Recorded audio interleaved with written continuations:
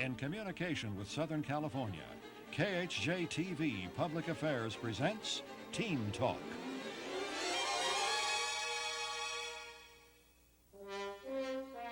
Five and 1/2 million students are enrolled in private schools, 2/3 of them in Christian schools. Over 44% of teens identifying themselves as Protestants and 22% of Catholics say they have had a born-again experience. A Princeton Religious Research Center poll showed that more than 1/3 of America's teenagers are currently receiving religious training. Only 20% of all teens surveyed felt religious beliefs to be the most important influence in their lives.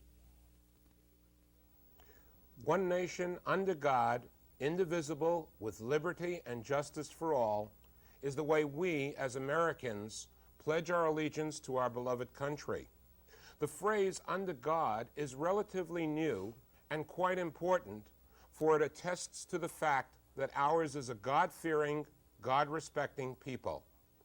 I'm Joe Feinstein, and today on Teen Talk, we're going to explore the very interesting subject of young people and their religious and spiritual beliefs. Welcome, panel. Welcome to Teen Talk. 95% of all teens say they believe in either God or in some universal spirit, but practicing that belief is reserved to only a few. I'm wondering, what are your religious beliefs? What are your various religions?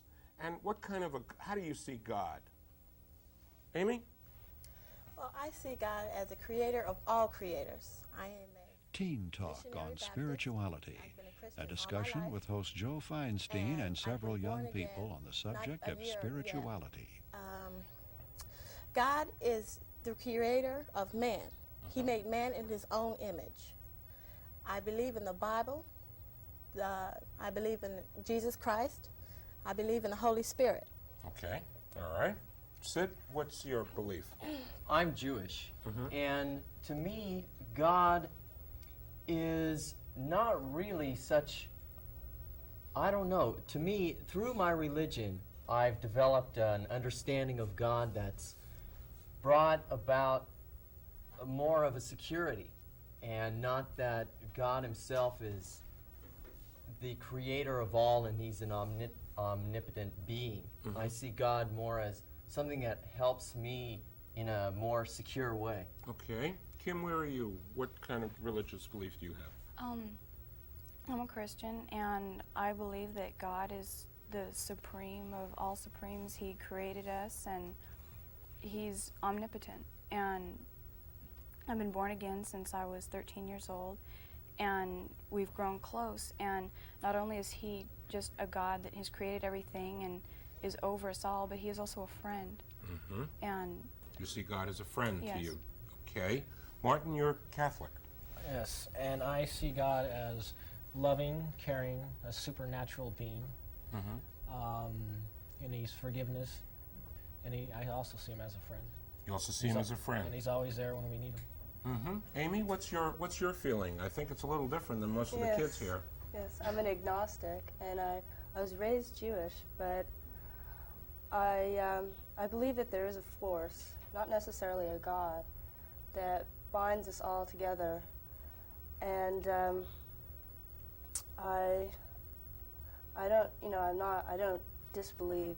I'm not putting people down for being either Catholic or Christian, because everybody needs something to hold them together, to be a strong society. Okay. Tanya, where do you fit into the schema of all of this?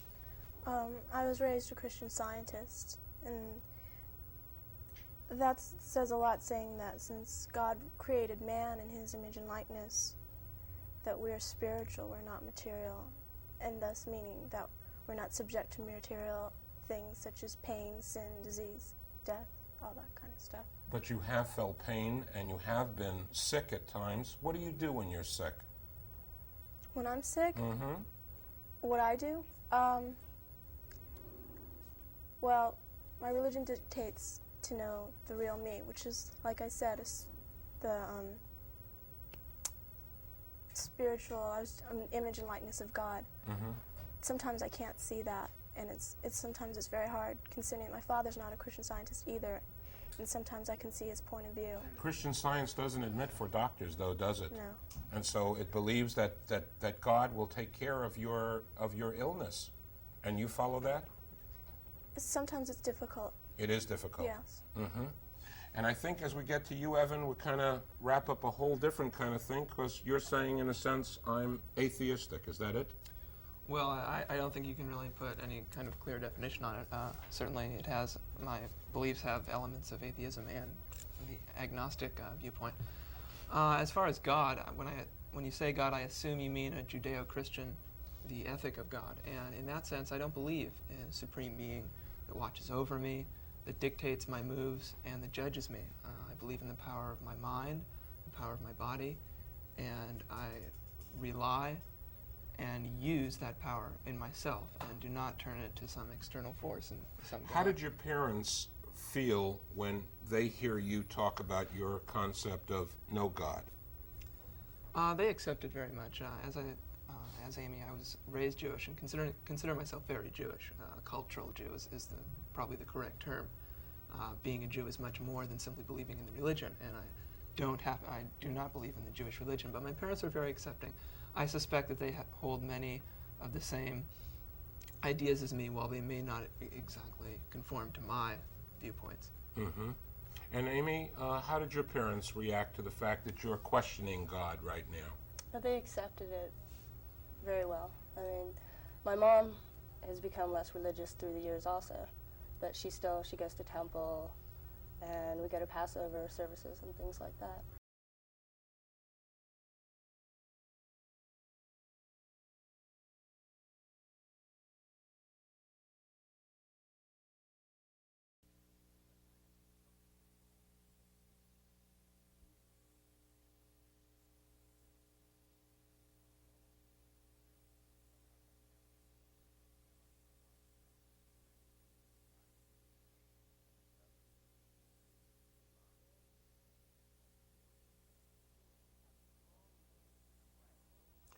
Teens have strong needs to test many of the practices and beliefs of their parents.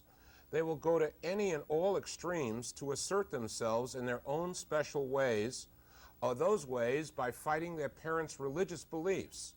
And one of those ways seems to be by joining cults and getting involved in the whole cult kind of thing.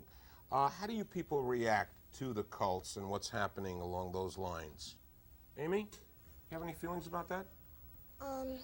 I feel that people are psyched into cults. For example, the Jim Jones. He psyched those people into believing in whatever he says. They will do whatever he wants them to do. And it got so, he killed them all. He had them to drink something they felt that would help them go to heaven, or something that would make them feel good. And he psyched all those people into doing that. But a lot of people are in tremendous need to have something, and maybe they don't want to choose that Baptist religion or the Catholic religion or the Jewish religion. Maybe they want to choose something where they're following a particular man with his ideas and his feelings and his beliefs. What do you say to those people? What do you say, Sid? Well, I think that every cult really uses the same kind of tactics that most religions start out with. It's either that some religions turn out well and some religions turn out not very well, like the Jones cult. Some of the cults where they're really trying to help people to understand themselves, and something like that is not as terrible, and might eventually, over 1,000, 2,000 years, develop just like as the Christian religion has developed, or a Jewish religion. Do you think that will be happening? Do you think that's going to happen, Kim? That a cult can really spring up and become as popular as your religious belief? I think it could possibly happen. Like with Jim Jones, it was very strong. They had a strong cult, and I think that if they had enough followers and they were really strong behind it, I mean, you can be strong behind a religion, and just if you get behind what you think is right, then I think it could possibly grow into like an accepted religion if people were really behind it.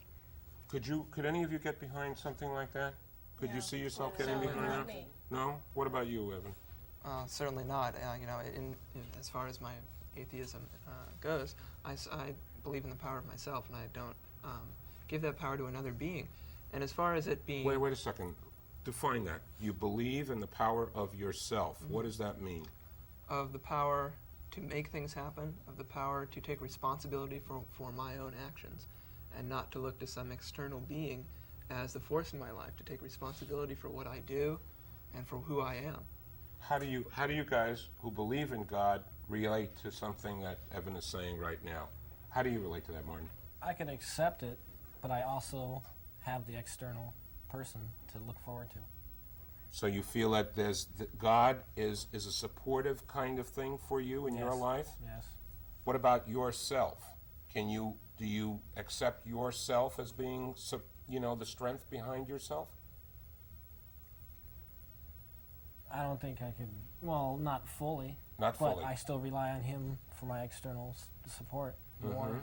Okay. Tanya, what about you? Well, getting back to that whole cult business, it's not a matter of how much you depend on yourself, but they trip you up, they trick you into that sort of thing. I had a friend who was kind of enticed into the Moonies, and it's scary that she's not ready. You're not ready for it. You're not prepared for such kindness until they've got you, and then you don't know what to do.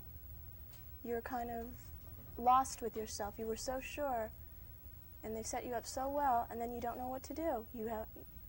You're no longer yourself, it seems. Sounds a lot to me like organized religion. It probably is. So why does that sound like organized religion? I think a lot of the tactics that cults use, a lot of even the philosophies are very similar, and the justifications, the harm that often comes from organized religion can be very closely associated with cults. The only difference between, quote, cults, I think, in organized religion is that one is an accepted practice that many follow, and one is a non-accepted practice that only a few follow. You know, the Jim Jones cult convinced many people to kill themselves, and the Christian, or certain religions, may convince people to perpetrate a nuclear arms race. But how can you draw the difference between an organized religion and a cult? Who's to say where the line is? That's what I'm saying. I'm saying there is no line. I'm saying that they are equal. They're equal.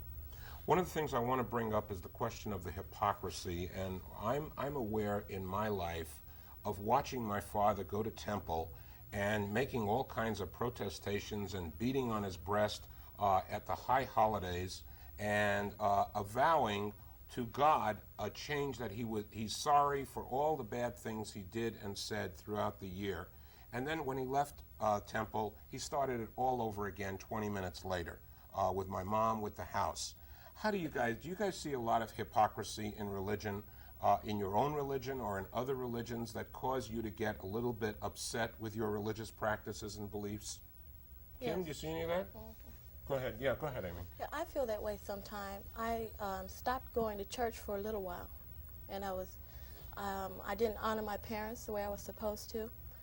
I finally went to church, and the feeling I got out of going to church made me feel real good. I felt my spirit was, I felt clean, almost clean. I felt very good. And after church was over, I didn't go for another week. I wanted to go, but something was holding me back.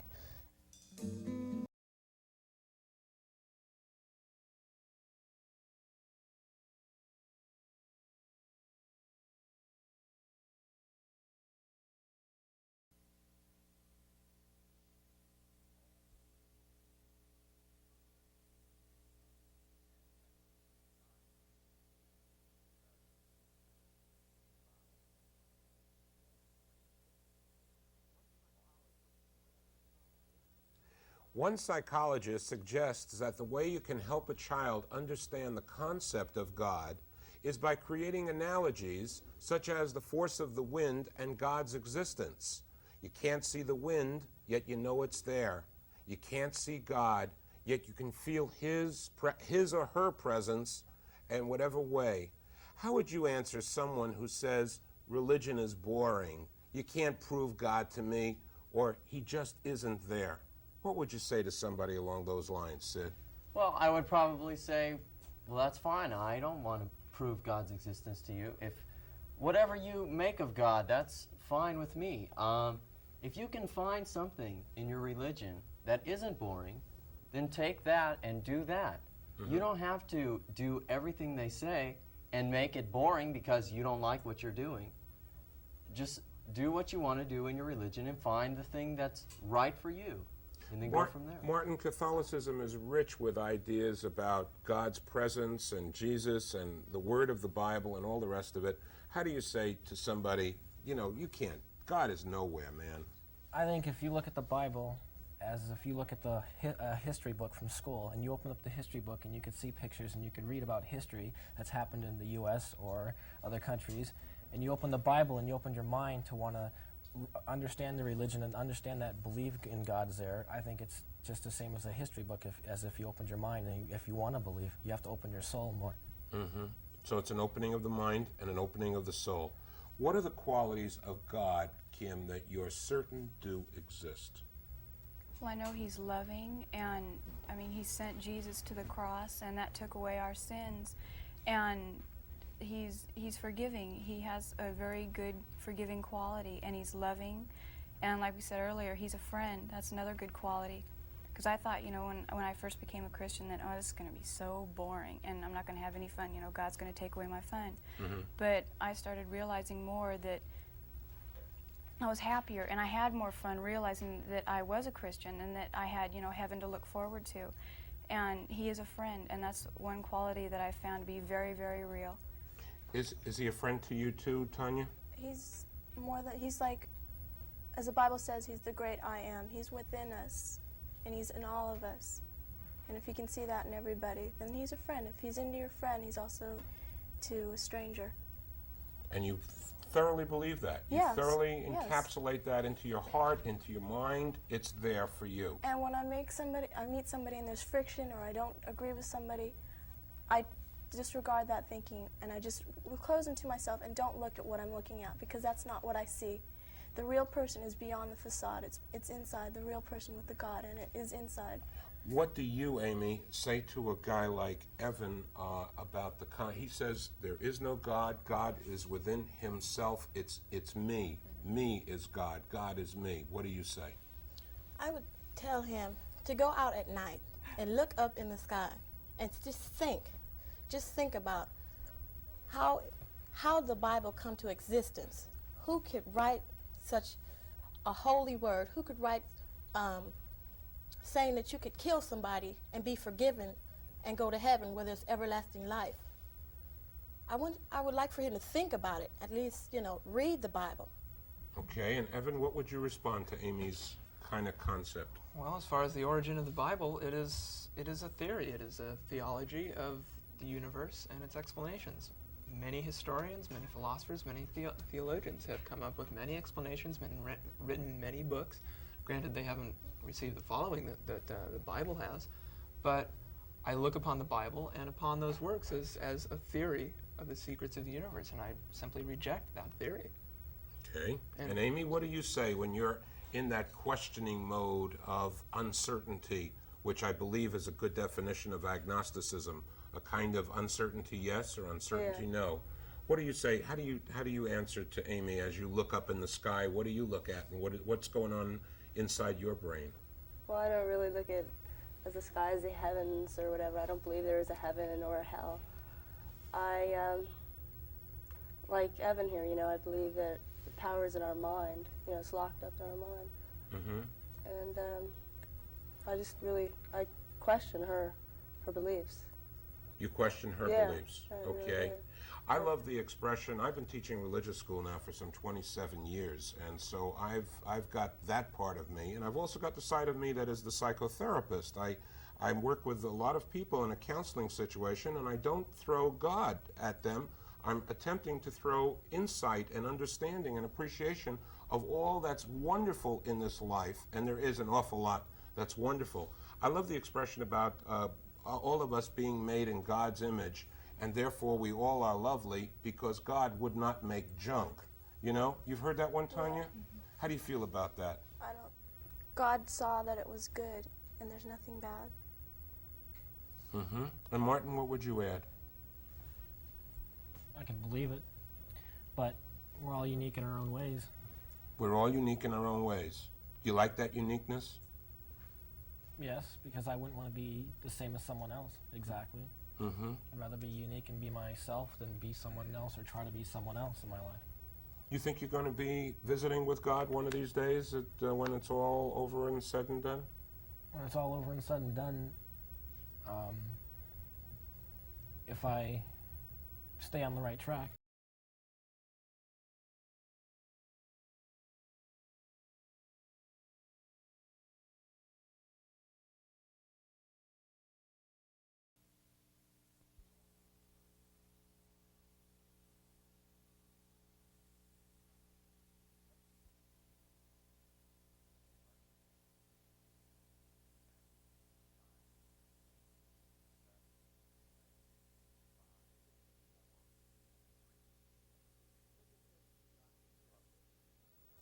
Take a tip from Dr. Joe.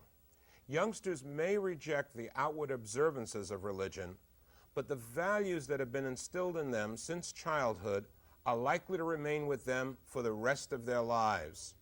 The book, 2 books to recommend, certainly the best-selling book of all time is the Bible, and the wonderful book, Experiences in Being, by Bernice Marshall, also will complement and help you understand much more about beliefs and values that you may be holding.